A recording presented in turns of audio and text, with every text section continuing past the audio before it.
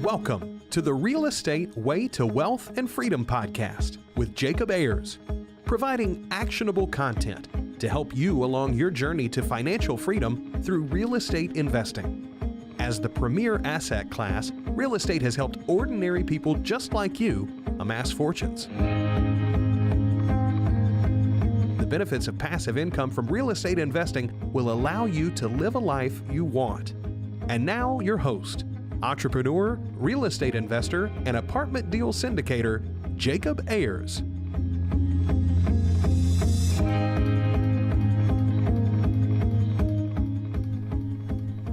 Hi, and welcome to the Real Estate Way to Wealth and Freedom podcast.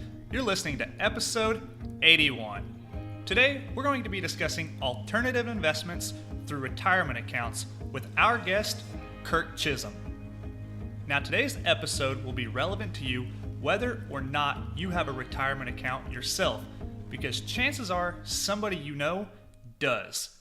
And these folks who have retirement accounts are looking typically for alternative investments and ways to diversify their portfolio outside of Wall Street. Our guest, Kirk Chisholm, is a wealth manager and principal at Innovative Advisory Group. His roles at IAG are co-chair of the investment committee and head of traditional investment risk management group. His background and areas of focus are portfolio management and investment analysis, both in traditional and alternative investment markets. Kirk has been providing wealth management services to individuals, executives, entrepreneurs, and their families, as well as businesses and organizations since 1999.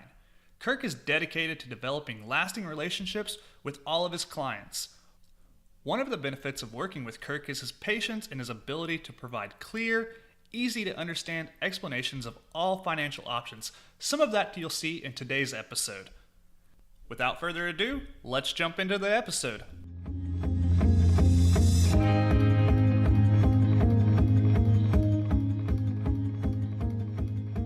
All right, today I welcome on the show, Kirk Chisholm. Kirk, thanks so much for joining us. Thanks for having me on, Jacob. Hey, thank you, Kirk. Well, Kirk, can you tell us a little bit about yourself and how you got started in this industry? Sure. So I am a wealth manager, Innovative Advisor Group. I've been doing this for about 18 years. And interestingly enough, I started in the traditional broker side at PaineWebber before they were acquired. Went on to a few other companies, still in the same space. And eventually in 2008, decided to start my own firm, where effectively the reason was multiple. There were actually multiple reasons, but one of the main reasons was, we saw the financial crisis and we wanted to be able to invest outside the market. We've done a lot of research on traditional markets, and we found that really if you want to diversify a portfolio, you have to get outside the markets because that's where you can find true diversification. So this show is about real estate. And one of the areas that we really love is real estate. And it's really hard to find good properties in traditional markets. So we were trying to do that and we weren't allowed. So we went out and started a firm where we could do that. So it's really been an interesting journey, and we love what we do, and we love being able to find good opportunities for clients and work with them on them. Yeah, that's awesome, Kirk. Now, when you say outside the market, you mean outside of traditional Wall Street. Is that correct? Yeah, so you could certainly buy a REIT, in the stock market. You can buy real estate funds. You can buy a lot of different things in the stock market. But as your listeners will probably know, buying institutional real estate is not necessarily where you're going to find your best deals. You might find your best deals around the corner from you or in a different town. But one of the real benefits of real estate, and one of the reasons why we like it so much, is that it's inefficient market. So the stock market, you can go buy a stock at any given time and maybe the buy and sell is a penny difference. You more or less have the price. You're not going to find necessarily a good deal all that easily because the best and the brightest investors in the world are investing in the stock market. So you have a lot of competition, which doesn't allow you to find great deals. Now, your local neighborhood, somebody's selling the house, you may have one or two buyers, or in hot parts of the country, you may have 10 or 20. But if you can find a deal that nobody else knows about, you might be able to get much better pricing. So one of the benefits of investing outside the market is the inefficiencies. Now, of course, that goes both ways. If you're buying a property, you get some great inefficiencies if you can find a deal that nobody knows about. Maybe the seller is not all that knowledgeable about the prices in the area and they're selling below what it should go for. That's an advantage for the buyer. The problem is on the seller, that could be a disadvantage So if you're selling, let's say the market drops, the real estate market drops, you can't find buyers, you might have to sell for less than you want. So the inefficiencies work both ways. But if you're a savvy real estate investor, that's exactly what you're looking for. Yeah, right. Yeah, and I guess it kind of goes to the flip side of the coin on that too, Kirk, is, sometimes you've got buyer's markets and other times you've got seller's markets. So sometimes it's really easy to buy great deals and sometimes, it's really hard to buy great deals, but really easy to sell them. So you've just got to take advantage of those markets, like you said, and, almost arbitrage whether, you're buying in a good market, a hot market, a low market, whatever it might be.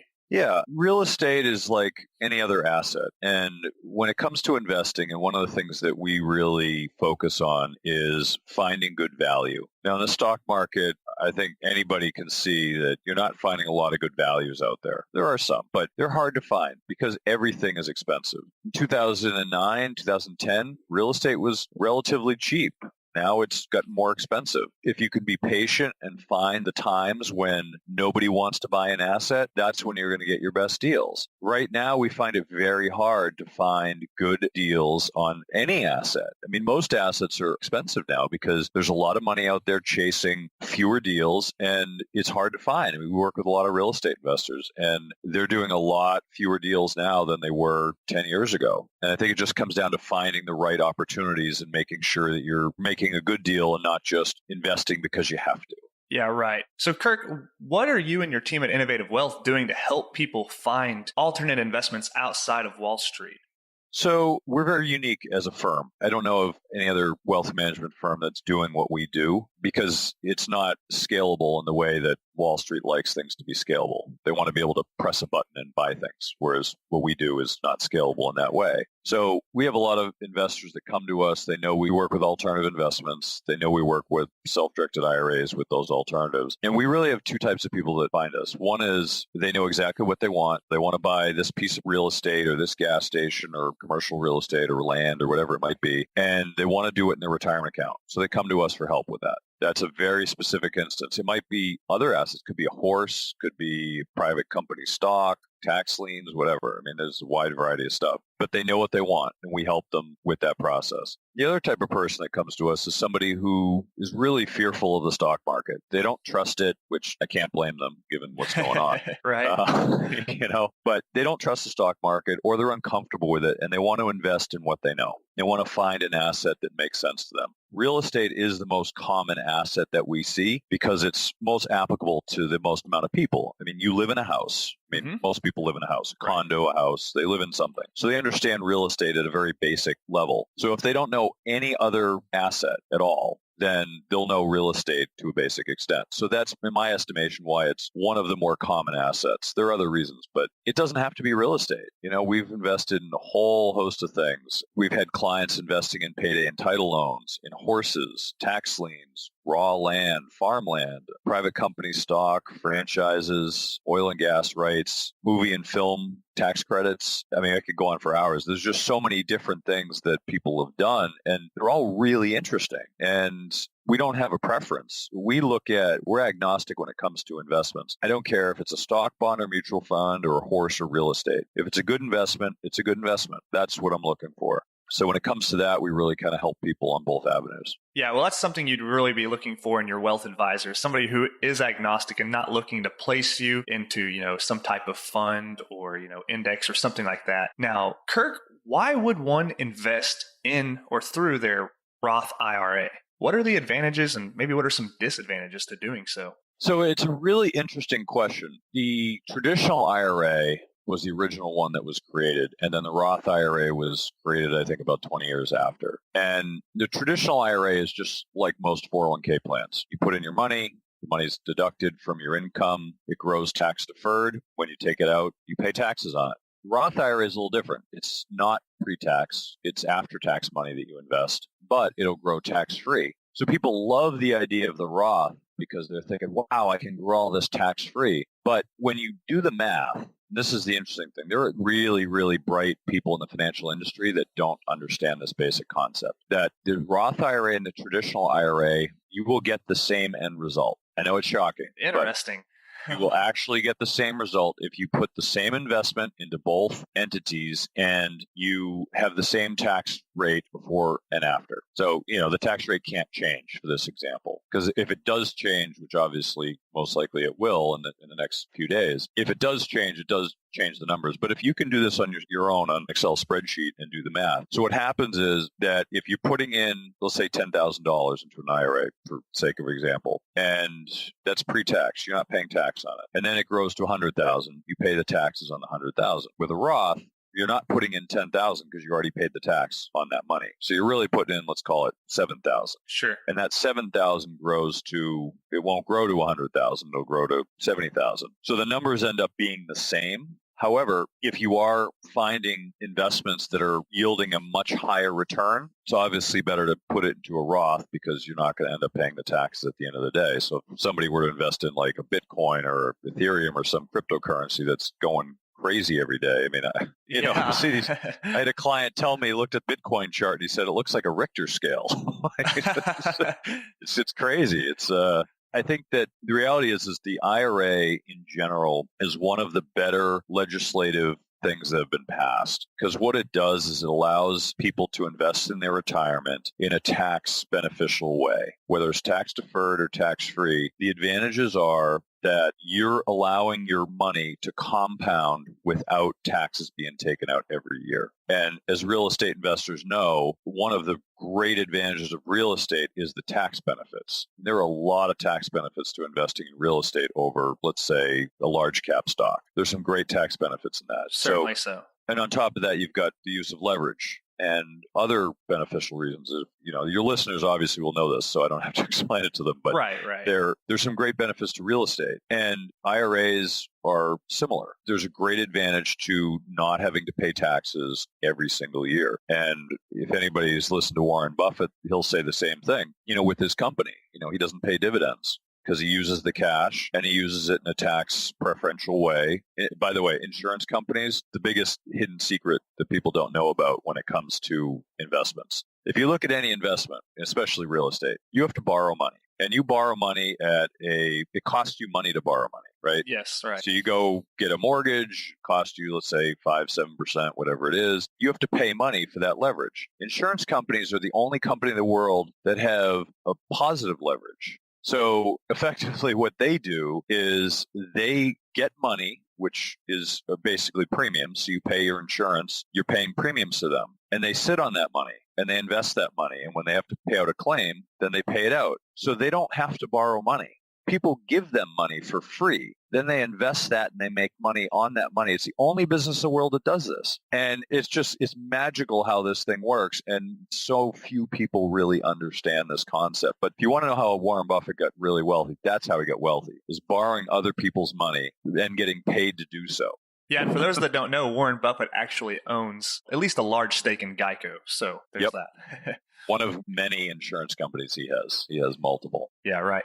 Well, Kirk, you brought up a good point a minute ago I'd like to circle back and touch on, and that is maybe one of the advantages of real estate. Well, certainly one of the advantages of real estate is leverage. Is it possible to still use leverage while investing in a either self-directed IRA or a traditional IRA? That is a great question, and one that so few people understand.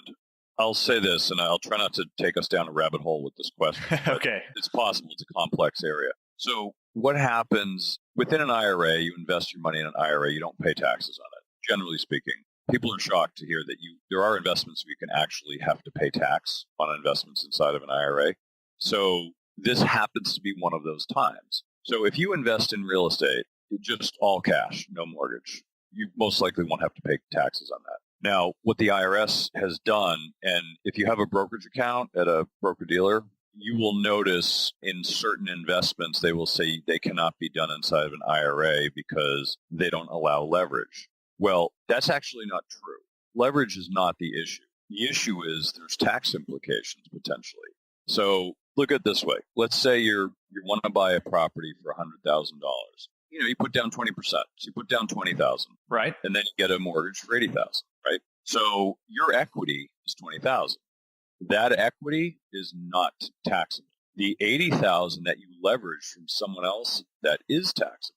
So when you're buying real estate in your IRA and you get a mortgage, then effectively you're using a little money to command a bigger property. Right. Well, the IRS doesn't want that to take place, and they certainly don't want people to lose all their money. But more importantly, they're taxing what is not in that IRA, and that $80,000 is not in there.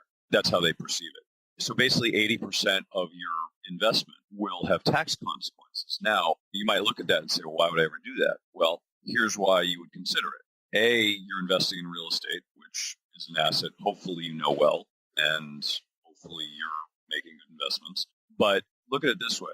Your IRA would have to file a tax return, which is kind of a pain in the butt. But at the same point, you're also getting the same deductions. So you're not losing those. You still have expenses. You still have depreciation and all that stuff. You have all those benefits. It just so happens that at the end of that calculation of the income and expenses, that you have to pay taxes on the income or appreciation or all that of that levered part. But you're still investing in a good property. And if you have to pay a little tax on money that wasn't yours to begin with, then it's not such a bad deal. You can't make a broad statement and say it's a yes or no thing. You really have to run the numbers and say, would I rather do this inside or outside my IRA?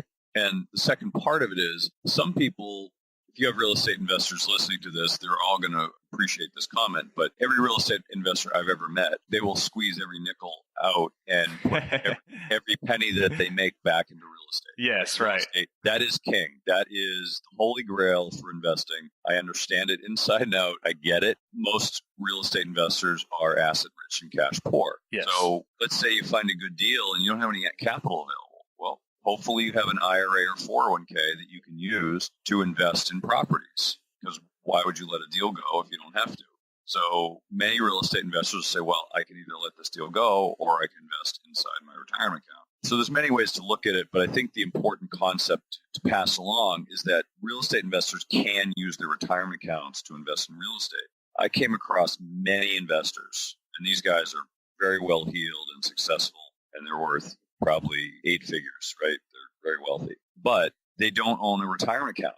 And their single reason is that they don't want to put money into a retirement account to put into mutual funds when they can put that money into real estate. I understand. I get it. Right. Why would you invest in something you don't know? But what most of them don't realize is that they actually can invest in what they know inside their retirement account and still get a lot of the same benefits. But most of them have not been educated. I think there's no more than 10% of the public is even aware of that you can invest in alternatives inside your retirement account. Most people just think, oh, stocks, bonds, mutual funds. That's what my Fidelity or TD or Schwab person told me. Yeah, it almost just seems like an extension of your typical 401k plan. Just, you're doing it on your own. So probably a large misconception there, Kirk, right? Yeah, and actually inside of a 401k, some of the ways that people typically have to pay tax, sometimes in a 401k you don't. So there are some differences between an IRA and 401k in that way. But like I said, I don't want to get caught down the rabbit hole, but there are some benefits to 401ks over IRAs. Yeah. Well, understanding that the implications of leverage and what that has investing in your IRA is certainly an important thing to understand going into it. And it provides value to sit down with, a wealth manager like yourself, Kirk, and understand those things before you do it. And it sounds like it's just another avenue for investors to use to invest in these alternative asset classes. So really good stuff. Well, Kirk, one might be asking themselves, are alternative investments right for me?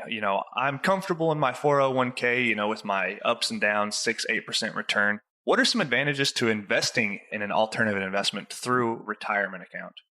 So, as I mentioned earlier, we don't look at investments as one is better than the other. We look at them independently and say, is this a good investment? But I will say this, that there are some really great alternative investments out there. Some of my favorite asset classes do fall into the alternative category. And before I get into that, I do want to define the term alternative investment because it is misused by a lot of people on Wall Street. Yeah, sure. Please do.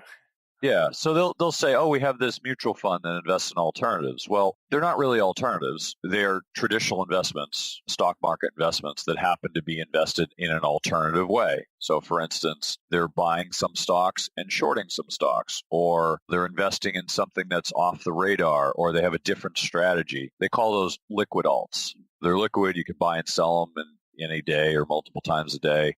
I don't consider, or managed futures or things like that, I don't consider those alternative. If it's traded on an exchange and you can buy it with a click of a button, I don't really look at that as alternatives. What I look at alternatives are things that are not securities. They're traded outside the stock market, things like real estate, tax liens, private company stock, horses, livestock. I could go on for hours on all the different investments. Right. But what's important to realize is that how we characterize them is different from other people, and there's no real defined term. So keeping that in mind, one of my favorite alternatives that I have ever found are tax liens. And I'll if you'll indulge me, I'll briefly describe them because I think they're a phenomenal investment if you find the right one. So, real estate investors on this podcast will know real estate. They understand mortgages. And we actually do a lot with private mortgages because I find it to be a good asset class as well. But the thing about tax liens is, I'll briefly describe them. What they are is, let's just say Florida is a great example.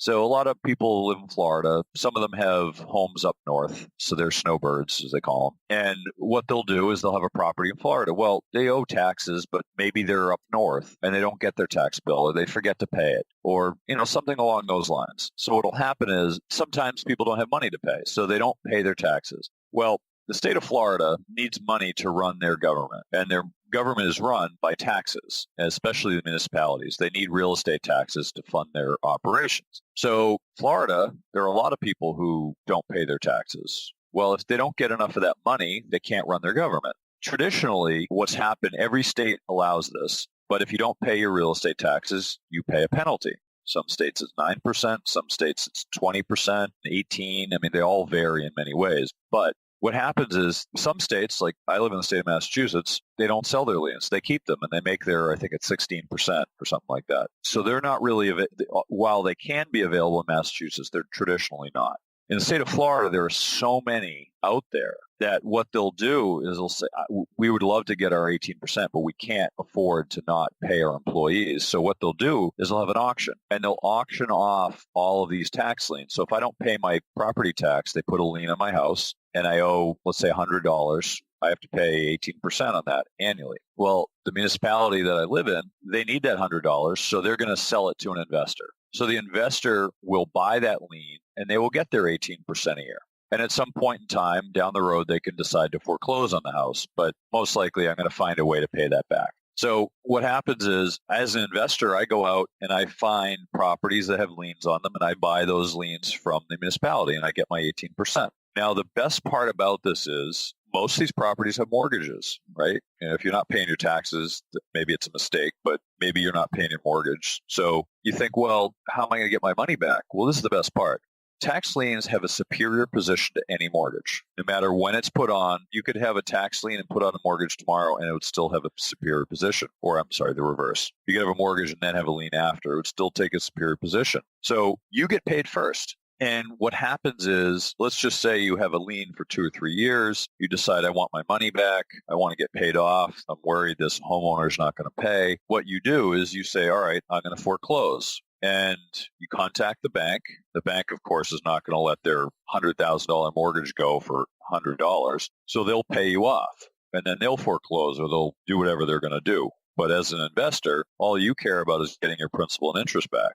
So as a superior position holder, all you have to do is contact the people below you, the subordinates, and just say, I'm foreclosing, and you give them a chance to pay you off, and then they own that lien. So for you, you get paid. I believe around a 5% chance, based on some other data I got from somebody, that you would actually foreclose and end up owning that home for the $100. And a lot of these liens are really small numbers. That house is worth $100,000. It's like a $200 lien or something. So it doesn't end up usually being a big chunk of the equity. But occasionally you can foreclose and own a home for pennies on the dollar. And every state has different laws around this, but it's by far and away one of the better returns for the risk you're taking. One of the problems that we've come across in this inflated global economy is there's so much money that it's flooding into areas like this, and the yields are actually declining quite a bit than what they used to be. So what used to be 18, sometimes it's, 5% or less because people are, during the auction, they auction down the yield in some states. So it starts at 18, it may end up at 25 basis points. But there are thousands and thousands of these liens, so you can go and find ones you like. And it's a really interesting asset class, and a lot of these auctions are online, so you don't even have to go to the state. You can just go online and bid. So it's a really fascinating asset class that still very few people know, but one of my favorites by far. Yeah, certainly so, Kirk. And it's times like these that I'm reminded of how many different ways there are to invest in real estate, whether that's, through buy and hold investments, flipping properties, tax liens, paper notes, things like that. So with all of these things out there, somebody might be feeling a little overwhelmed and thinking, well, they really need the help of someone like you. So Kirk, what are some things one should be looking for when they're looking for, maybe that right custodian to help them manage their investment portfolio?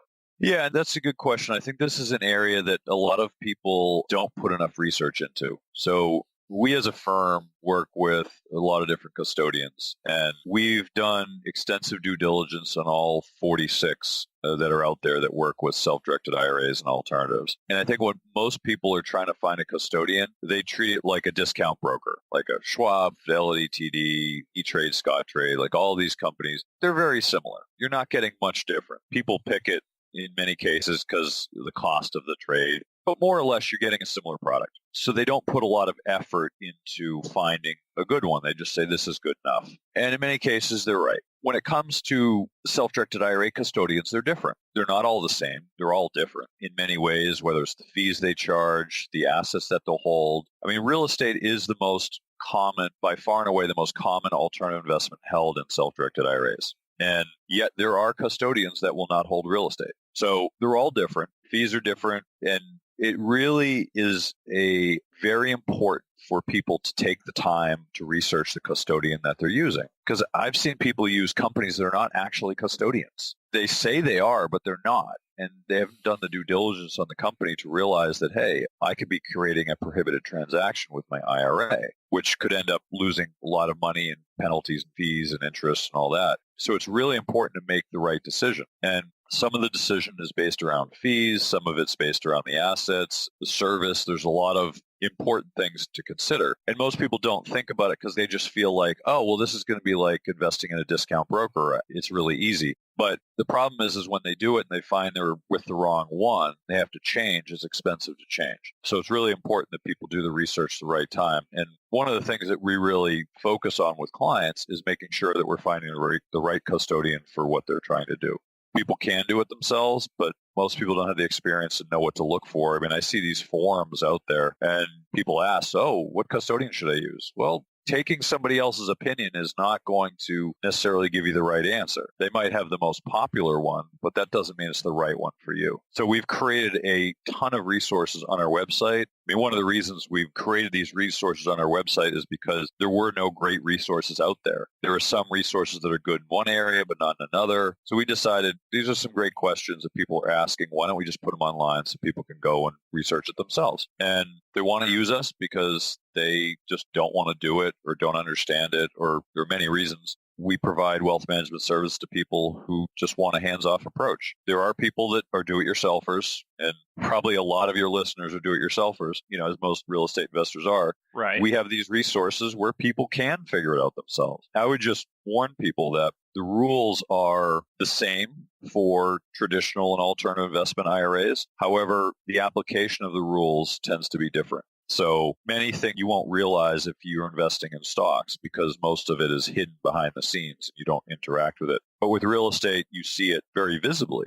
I'll give you one really good example. So if you're buying real estate, typically you put in an offer, you sign the offer, and you give it to them with, let's say, a down payment of $1,000 or whatever it might be. Then you work through the P&S and you go through all that, and then you buy the property. If you sign the offer personally for real estate in your IRA, you potentially could have just created a prohibited transaction for yourself because you personally signed for it. You cannot personally sign for anything if you're investing with your IRA. And that is a very simple but important point when dealing with this, is that there are a lot of little nuances and subtleties that people have to be aware of that if they've never done it before, they're going to miss.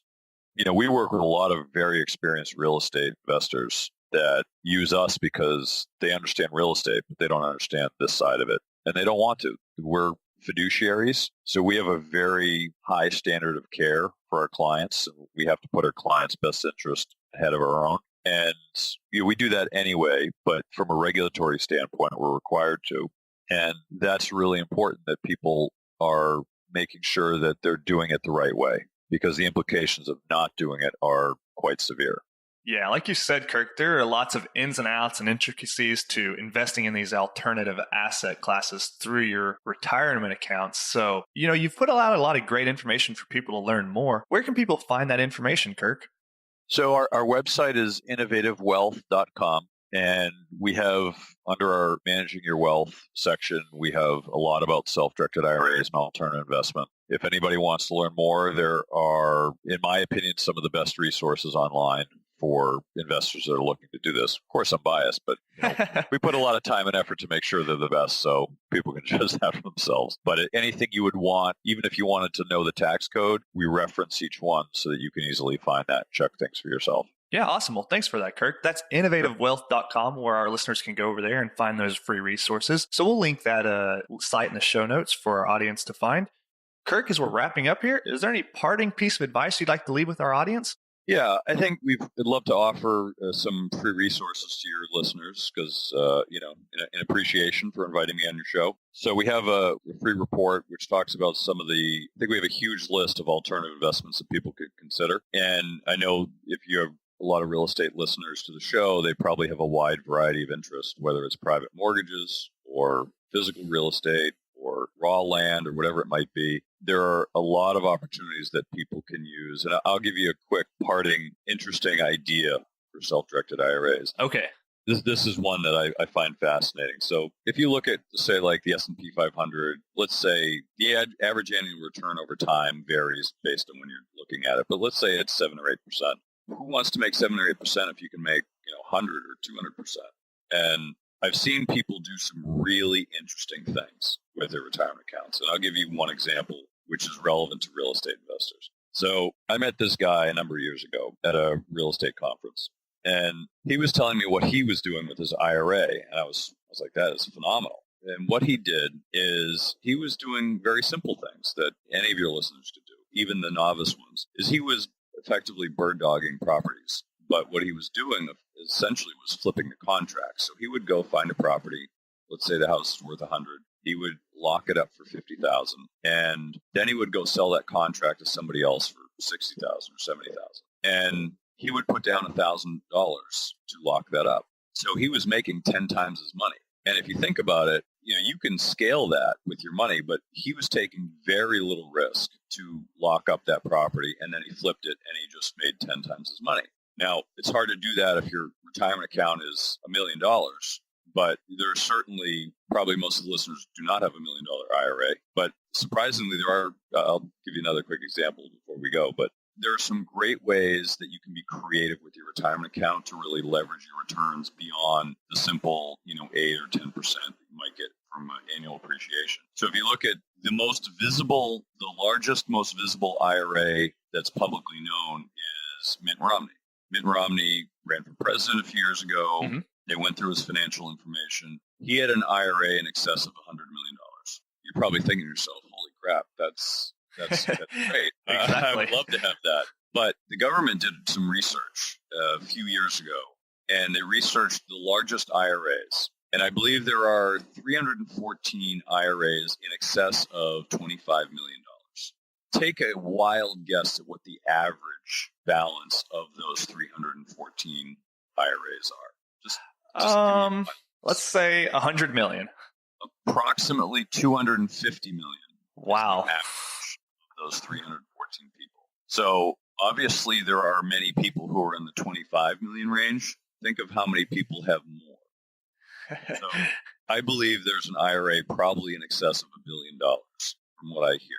There are probably multiple ones. And you think to yourself, how is that possible? And I can tell you that it's probably not from investing in stocks, unless you're really lucky or really good. Most likely, you can't know unless you know these things. And even if I did know, I wouldn't say it. But most likely it's done through these kind of leverage type of transactions. It is allowed. It's perfectly legal. Obviously, you want to make sure everything is above board. But you can definitely do these things if you're creative. Now, you might not have $1 billion IRA, but you can certainly have a larger IRA by using some creative approaches and applying them to what you're already doing as investors. Yeah, well, that's certainly something to think about, Kirk. And there's so many things to talk about around alternative investments and investment strategies that we just can't get to all in one episode. So for those listeners that are looking to learn more about this, where can they connect with you, find more, learn more about all this stuff we've talked about today?